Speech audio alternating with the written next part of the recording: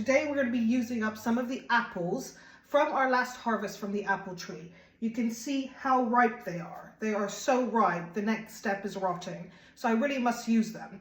And they are great when they're this ripe for the famous French recipe called tarte tatin.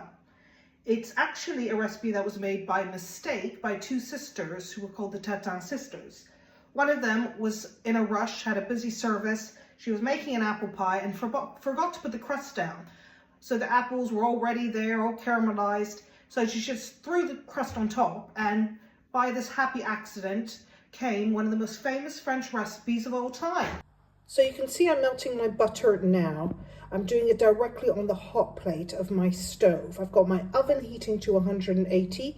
You need to make sure you're using a dish that can go both on the hot plate or the stove and also in the oven. So if it's a pan that can go in the oven, that's great as well. And I'm gonna add my sugar now. I've added a very tiny pinch of salt just to bring out the flavor.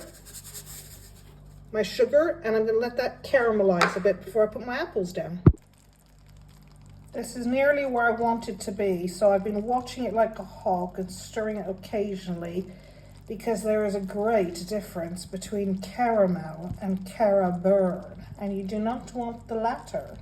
So I have peeled, cored, and quartered my apples and put them outer side facing downward onto the caramel. I've then sprinkled a little bit of cinnamon and some vanilla sugar over the top. I'm now going to pop on the puff pastry and put it in the oven at 180 degrees for 35 to 40 minutes.